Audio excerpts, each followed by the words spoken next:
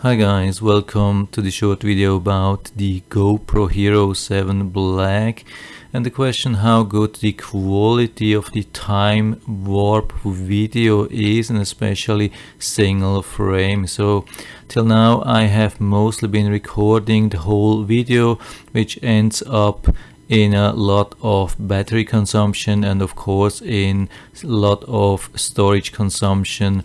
I mean, 1 hour of video will be about 10 gigabytes or something of storage, and maximum video file size is about 4 gigabytes, so it will split it up and you have to connect it together. And actually I don't need the whole thing, I just want to have a small time lapse that's even more helpful. What I actually want is to have like a small thing to remember what I did, and if there was something special I want to have a picture in which shows the detail what happened, like if I have to report a pothole here in the trail or another damage, or if there was something special like an event, or you never know, anything could happen when you're with the bike on the trail, so you want to have some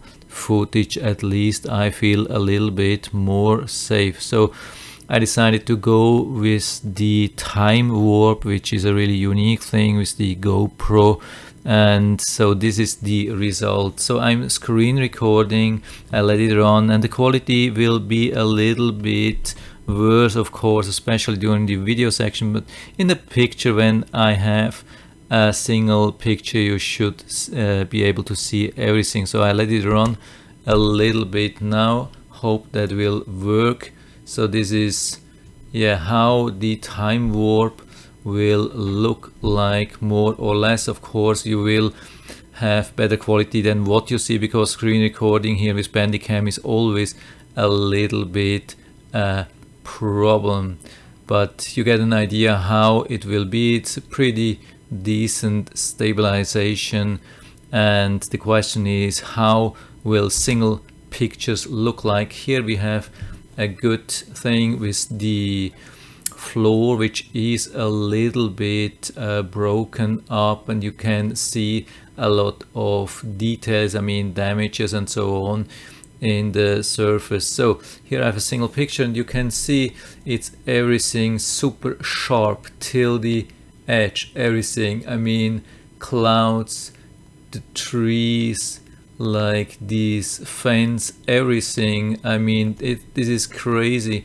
And this is 15 times faster, 15 times TimeWarp, and I was assuming at the beginning that it will be everything. I mean, when you have like a time lapse, I thought maybe it's a little bit like blurred, washed, and something like that, because it has to compress everything, it has to accelerate everything. But it looks like it takes these single images like in a normal video in the exact same quality. It just drops 14 frames and then take number 15 and then drops again 14 frames.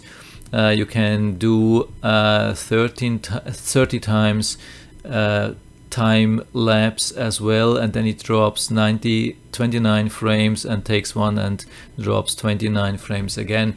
It has exactly same quality, so we can go with single images, so you get an idea how many images we will get. So this is with the VLC player. We can use the E key to go image, I mean frame by frame. This is what we get with a 15 time lapse, and as you can see we can cover everything in pretty good detail. So if there is something, you would definitely be able to cover that. Here we really have frame by frame, and you see definitely everything, and then we can go fast again.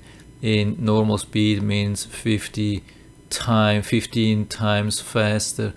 So pretty cool thing especially I like this image by image, so you see everything, even the birds on the side, in pretty decent quality.